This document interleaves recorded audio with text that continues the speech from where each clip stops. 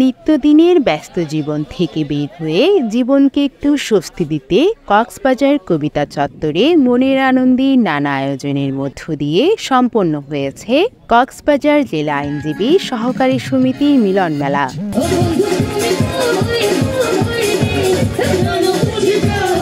22 ফেব্রুয়ারি সকালে কক্সবাজার জেলা আইনজীবী সহকারী সমিতির বর্ণাঢ্য র্যালির মাধ্যমে কবিতা চত্বরে পৌঁছায়। সহকর্মীদের সাথে আড্ডা ও আবার কেউ কেউ এই আনন্দ মুহূর্তকে মোবাইল কিংবা ক্যামেরার ফ্রেমে বন্দি করতে ব্যস্ত হয়।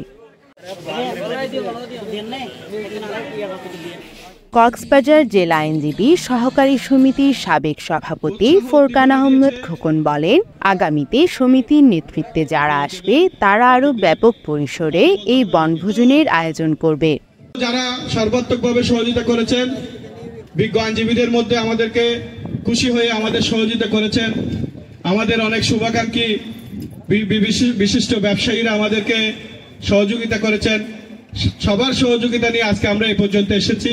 তারপর আমরা সাহস করেছি, আপনারা অনুপ্রেরণা জুগিয়েছেন, আপনারা এই আন্তরিকভাবে সহযোগিতা করেছেন বেদে আমরা আজকে সফল হয়েছি।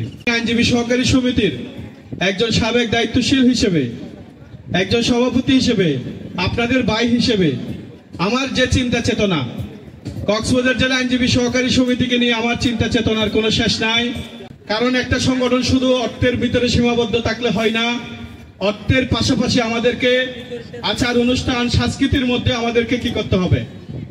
এই কক্সবাজার জেলা আইনজীবী সমিতি আপনারা দেখেন, সারা মাস তারা কি করে, ক্রীড়া অনুষ্ঠান করে, সারা মাস তারা কি করে বনভোজনে, এই যে আপনার রাঙ্গামাটি সপরিবারে গিয়ে। ইনশাল্লাহ আমার যে আগামীতে পরিকল্পনা, কক্সবাজার জেলা আইনজীবী সহকারী সমিতি আমার যদিও সবার পক্ষে সম্ভব হবে কিনা আমি জানি না, আমি কক্সবাজার থেকে নবয়ার বিমান রিজার্ভ করে কি 70 জনের রেকমেন্ডেশন হয়, যদি সংখ্যায় আরো বেশি হয় কক্সবাজার থেকে বিমান রিজার্ভ করে সিলেটে নিয়ে যাব আপনাদেরকে ইনশাআল্লাহ। দীর্ঘদিন পর সবাই একসাথে সময় কাটানোর স্মৃতিচারণ করেন সমিতির সদস্যরা। আমাদের আজকে বন্ধুত্বের মিলন মেলা, বন্ধুত্ব মেলা সব হলো সার্থক হয়েছে।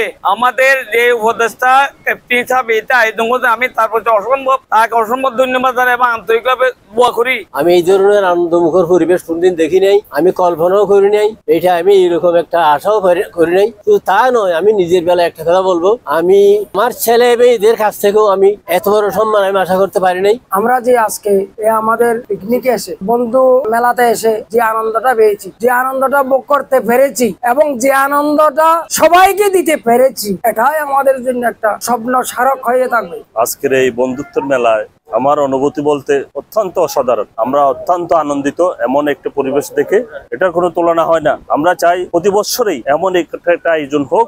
সমুদ্র পাড়ি দিয়ে কক্সবাজার এসে কবিতা চত্বরে মনোরঞ্জন পরিবেশে আনন্দ অনুভব করছি, এটার জন্য আমি খুবই আন্তরিকভাবে আনন্দিত। দিনব্যাপী নানা আয়োজনের মধ্যে ছিল বিভিন্ন বিনোদনমূলক খেলা, সাংস্কৃতিক অনুষ্ঠান, প্রীতিভোজ। News desk, CCN।